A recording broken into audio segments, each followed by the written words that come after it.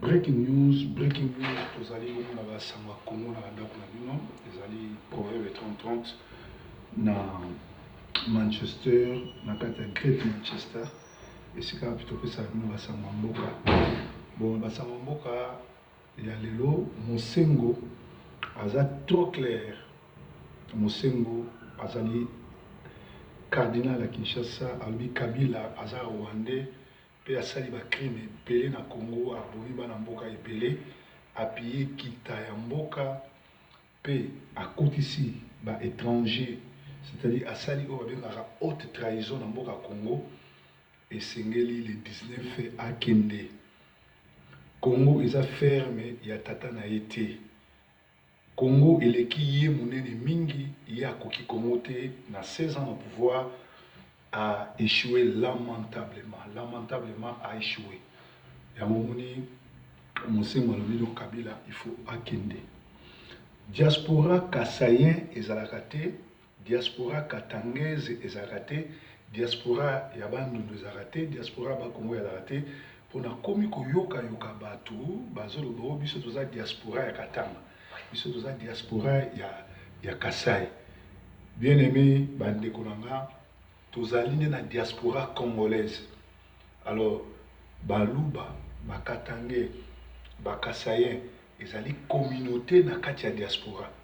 Boye baka kokabola raté parce que tant que ba diaspora katangaise bi diaspora kasayen, ezali lokola pozo kabola mboka, bako baki na gauche, bako baki na droite, ezopesa bien te, ce n'est pas bien. Alors, bo changer langage na bino parce que awa na breaking news basangwa Congo, na Sentinelle TV, tu as éduquer, former, causons ça là. Alors, Kabila fois Kendi. Kabila sali haute trahison na RDC, a vous allez remplacer par Nani. Alors, na batu bakendeki dialogue kuna,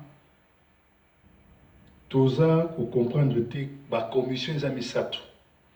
Commission ou ezaba institution ya présidence de la République ndé faut la commission à liboso oyo ba rassemblement opposition nyonso ba kotaki kuna pour na kolobela parce que na Congo muto aza problème ezali premier ministre te, ezali gouverneur te, ezali nde présidence de la République oyo azo infiltrer mboka asali haute trahison, azo ba Rwandais, azo ba mercenaires, apesa bango tenir ba Congolais, aso ba minduki na mbongo Congo po bongo ba Congolais. Et à celle quoi grave, à part ça la haute trahison où ils allaient condamnable dans la constitution, à celle a bloqué l'institution, à boy tout qu'il y a élection parce que hier pour naïe Congo les affaires na tata ne faut tikala. Alors muto ndengwana où a bloqué l'institution, à celle 16 ans, à bonsi mboka te a tongi le côté, à zo piller, à zo boma, boko qui sous ko reconduire été. Alors le roi liboso bino va beaucoup na yoko tana dialogue, faut vendre là. Pour statuer sur le 19 décembre, mandat Kabila aussi là, nani a causé la présidente en transition, ou a commémoration dans l'élection, parce que Kabila a beau y l'élection, a beau y organiser quoi que ce soit, et puis à côté ici, bah, étranger dans Mboka. Alors il faut bisoba dans Mboka, ou boké kuna, pour statuer sur Mboka et kotambo la ndenge après l'institution. Armée est influencée, armée est allée bongo influencée, armée est allée bongo infiltrée.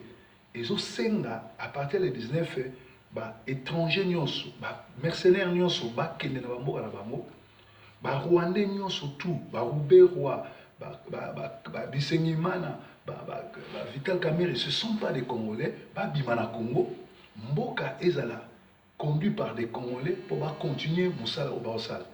Mais bino bokei, likambo peuple etindi bino pona, ko benga na Kabila, bo bi bokei na dialogue kwa kena malem. Lobeli ata statut na été bo bandi ko kota na ba commission mususu ko lobela makambo mususu siko qui est le président, c'est-à-dire to loba kele bono bo koti kuna ondimi glissement. Alors bana mboka, bana filimbi, bana Kinshasa, bana monde entier, bana Tchangu ba ondimela bino te, diaspora to ondima bino te puisque to tindaki bino jamais bo kende kuna po Kabila atika na pouvoir même pour na 2 minutes. Les 19 mandats nesili. Et c'est et l'autre liboso faut statuer qui sera le président en transition. Bah armée étrangère est en Congo et au Bimandengeni parce que bah toi on va inviter bango bako bimana malembe to ko boma bango te. Biso za na culture au boma tout. mosala nde oyo rassemblement ekokai kosala yango wana me banda bokei bozolobela makambo ya statut ya Kabila te bokomi kokota na bani epuis lelo oyo ezali jeudi eza normalement mokolo oyo fo bosilisa masolo tu po soki aboyi kolonga na malembe le 19 population et prendre en charge sikoyo boyebisanga ti sikoyo masolo ni boobeta mpe bowumeli kuna mpona nini mpe mpona nini bozostatue te sur qui sera le prochain président ya Congo. Alors soki bino bokanisiki boleki biso mayele boke kuna mpona mabungu na bino boke kuna mpona Kabila glisse bokokutana na peuple na nzela bato ebele bayebisanga o proverbe yo ozalaka moto ya Tshisekedi okotelaka Tshisekedi bazokosa yo te nga nazalaka moto ya moto te nazali moto ya peuple soki Tshisekedi asali malamu nakumisi ye Mwanda asali malamu nakumisi ye Congolais moko asali malamu nakumisi ye natelemelaka tout Congolais oyo akoya na baaventure oyo akoya na buzoba oyo akoya na balkanisation ya mboka c'est-à-dire na ngongo oyo naza na esengo te na rassemblement naa na esengo te makambo Tshisekedi azosala ngonga ngoyo Tshisekedi na bato na yo bokotaki kuna soki bostatue te ke Kabila le 19 aoza président te soki bino bozorêve ke Kabila le 19 atikala kaka président Congo en tout cas bokutana na peuple na nzela bokutana na peuple na nzela tolobi lisusu boye soki bonimi glissement botrahir Congo botrahir bapeuple ekondimama te bakor nyonso bobimisa kuna peuple akolinga yango te alors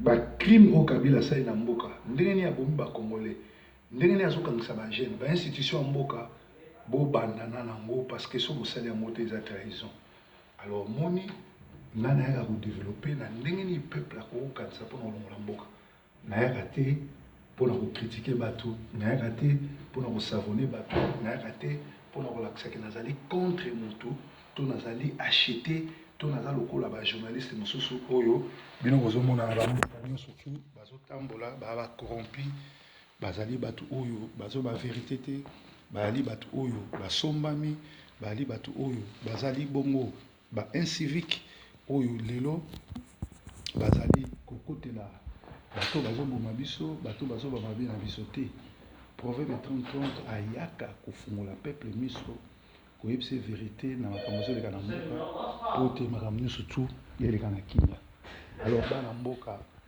nayebisi bino ke ezali très grave le 19 décembre Kabila alingalinga te tobenga na ye parce que azali criminel rwandais oyo asali bacrime ebele na mboka oyo abomisi bacongolais ebele oyo asali mabe ebele esengeli biso bana mboka tobenga na ye donc ngai na ye awa koyebisa rassemblement ke totindaki bino jamais bokende konégocier Kabila atikala une année 30 minutes ou 40 minutes après le 19 Kabila c'est un criminel oyo abomi ebele Kabila asali haute trahison akotisi l'étranger na mboka na biso Kabila a bafoué bacongolais aniati biso ayibi biso na mabele na mbongo azokotisa barwandais na est ya Congo tisiko babomaka imaginez-vous na Kinshasa azopréparé basoda pour se découdre na population abimisi badanki batracteur bachar de combat basoldat étranger bamercenaire na bambwa sikoyo na Beni na est ya Congo barwandais oyo bazoboma butu na moi mpona nini abimisaka bamiskle wana te alors eza simple moto wana aza congolais te aza ennemi ya Congo bon moto azotrahir mboka ndenge wana moto oyo abloke bainstitution ndenge wana nde moto bino bokokende na ye lisusu na dialogue non Kabila a échoué Kabila a trahi le Congo Kabila a influodé le Congo et puis il a fait entrer les Rwandais et les occupants chez nous. Kabila a tué les Congolais. Kabila doit payer. Donc, bana mboka, bisonsto telema le 19, tobena na Kabila. Ba jeune à Kinshasa, ba jeune à Tchangu, ya wapi bino ba bozo souffrir na système oyo. Azwaka ba Rwandais, azotinda bango na Amérique, na France, na Belgique, na Hollande, na Germanie, na Angleterre, ba kotanga na ba université monene. Mais bino ba Congolais réduisa bino bote kamaki bosalaka ba ina bokoma ba bina bina bokoma ba sous-peuple. Entre-temps mbongo na biso ya Congo azokaba mbongo na biso ya Congo ba pays étranger bato bazomonela yango. Alors bandeko na nga ezali devoir moko sacré kobenga na Kabila parce que Kabila à lui seul aza na nsima na ye na Congolais na 18 millions de morts pe monde entier communauté internationale balingi ete po azwi nkita Congo ateki pe azoboma ba Congolais azonyokola ba Congolais bozolanda ba défection ezosalama na ba juge na ye na ba ministre na ye parce que azali le président le plus corrompu. Pas le seul président dans le monde où il y a son baraminduki pour aboma population où il y a un président là-bas. Azo mérité pour un président pour un conscient intellectuel moins 5 azama yele mingité mais azali makasi na koboma pe ko détruire. Alors na Sentinelle TV tous ali bongo ko soutenir bana Congo tous na sima na bino pe to sengi na ba maman nyo surtout à partir ya lobby to bandi jeune il y a 3 jours pour na kolela pour na Congo. Prière na biso zali mawana nzambe kita na Congo. Makile tangaki na Golgotha et purifier corps âme ya Congolais nyoso pe nzambe apesa ba Congolais makasi ya Samson pour ba benga na ba Rwandais. Nzambe apesi biso Kabila. Nzambe a livré biso ye parce que Kabila bomi ba chrétien, Kabila azali incivique, Kabila azali moto bakata nani bakata ngengate c'était un circoncis. Kabila sambela ngombe pona ba Kabila bazali ba tuti oyo balingaka ba bantu te yango mona zo sala ba massacre puis c'est un illuminati ouais bizambe te yango moni ezali devoir sacré ya biso bana Congo to sila na mutu oyo akuti na mboka na biso azoboma azodétruire azobebisa azoniata nkita na biso. Donc mutu nyonso tu oyo akoya na idée bien na makanisi bien na ndoto ki Kabila otika sous président près à 19 tokokutana na ye pe tokosila na ye ngonga ngoyo nzambe apesi biso Kabila to benga Kabila. Congo eza mboka na biso ale moloto alobaki totika kolela lela ntango ekomi ya kosasa ya kopapa ngonga ngoyo nzambe alivre biso Kabila tokobima le 19 na force nzambe apesi biso po tobotola ba institution pe histoire nesila peuple aza mokonzi. Article 64 ya constitution ezosenga na citoyen congolais nyonso azwa possession ya mboka na ye azwa contrôle ya mboka na ye soki groupe ya bato babotoli pouvoir to balingi kozwa pouvoir na makasi congolais il faut abotola pouvoir wana pe a libérer mboka na ye.